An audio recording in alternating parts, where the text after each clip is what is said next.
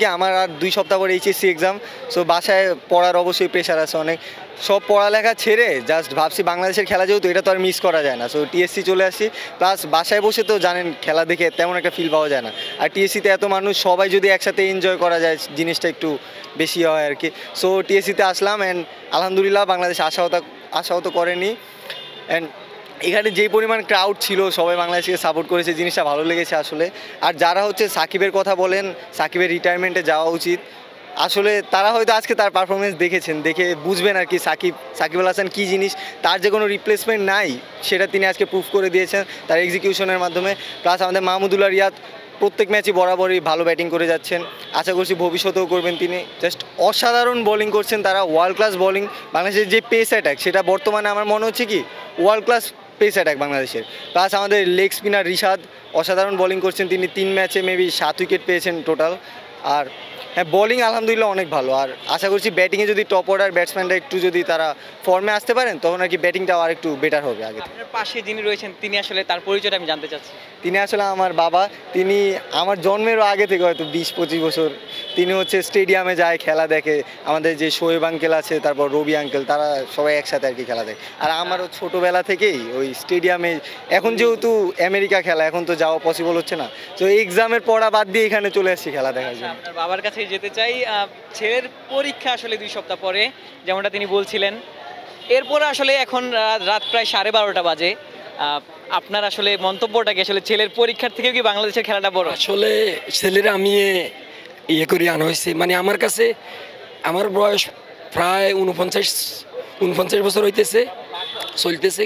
কিন্তু আমার কাছে বাংলাদেশের খেলা যখনই খেলা থাকে আমি মনে করি আমি এখনও খুব কম বয়সে, মানে ছেলের বয়স অথবা কম বয়সে যারা খেলাধুলা দেখে আমার কাছে ওই রকমও মনে হয়। বাংলাদেশে খেলা যখনই থাকে তখনই আমি সব কাজকর্ম সব কিছু বাদ দিয়ে আমি বাসায় বলেন, বাংলাদেশে যখন খেলা হয় স্টেডিয়ামে সরাসরি দেখি। আর বাইরে হইলে টিভি হয়, বাসায় না হইলে দোকানে আমার টিভি আছে একমাত্র খেলার জন্য। আমি দোকান মিস করিও মানে খেলা দেখার জন্য উদ্বৃত্ত থাকি সবসময়। আজকেও আমি আমার ছেলেকে দোকান থেকে আসছি 8টায়, 8:15, 8:30 খেলা। ছেলেকে বললাম চলো খেলা দেখতে যাও, ছেলেও বলছে চলো। ছেলের কাছে আবার যদি ফিরতে চাই, আজকের ম্যাচে আপনার কাছে বেস্ট পারফর্মার কে? Obviously Shakib Al Hasan. Shakib Al Hasan best performer. কিছুদিন ধরে আসলে সাকিবের যেই অফ ফর্ম সেটা নিয়ে আসলে অনেক কথা হচ্ছিল।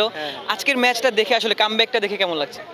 আসলে আমাদের সবারই সাকিব আল হাসানের প্রতি এক্সপেকটেশন ছিল যে তিনি হয়তো রিটায়ারমেন্টের আগে বা এই T20 ওয়ার্ল্ড কাপে তিনি কামব্যাকটা দেখিয়ে যাবেন অ্যান্ড তিনি প্রুভ করে যাবেন যে তিনি আসলে ওয়ার্ল্ডের নাম্বার 1 অলরাউন্ডার। অ্যান্ড তিনি সেটা আমার মনে হচ্ছে আজকের যে তার পারফরমেন্স, তিনি তার আগের রূপটা আমাদেরকে দেখিয়েছেন অ্যান্ড ভবিষ্যতেও তিনি এইভাবেই খেলে যাবেন, আমরা এটাই আশা করছি। যেমনটা আসলে ছেলে বলছিলেন যে সাকিব আল হাসান প্রমাণ করেছেন এত বছর ধরে তিনি বেস্ট অলরাউন্ডার ছিলেন, আরও একবার বেস্ট অলরাউন্ডার। আপনি তো আসলে একদম শুরু থেকে সাকিবকে দেখেছেন, 17-18 বছর ধরে সাকিবকে দেখেছেন। আসলে সাকিবকে নিয়ে আপনার মূল্যায়নটা কি? আসলে সাকিবকে নিয়ে মূল্যায়ন আমার কাছে সবসময় সাকিবে, মানে এর ভিতরে নাকি সোশ্যাল মিডিয়া অনেকে বলছে সাকিব রিটায়ারমেন্ট, হয়তো অনেক দর্শক অনেকভাবে সাকিবকে নিয়ে বাজে মন্তব্য করে। তো এগুলি আমি অনেক দর্শকের সাথে কিন্তু এটা নিয়ে তর্ক বিতর্ক করে বলি, ওরা খেলায় বুঝে না। যারা খেলা বুঝে না তারা এইসব ধরনের কথাবার্তাই বলে।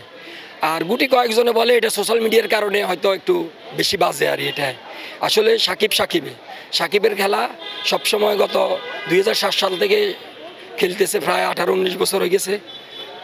তো সাকিবে এবং কি সামনে যতদিন খেলবে ততদিন সাকিবের মতনই খেলবে, আমরা আশা করতেছি ইনশাল্লাহ।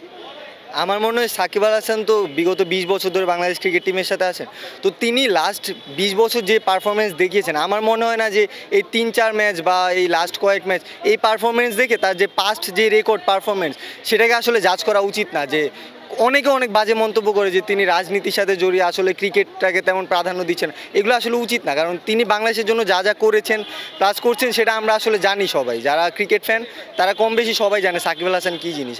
শুধু সমালোচনা করা উচিত না আসলে।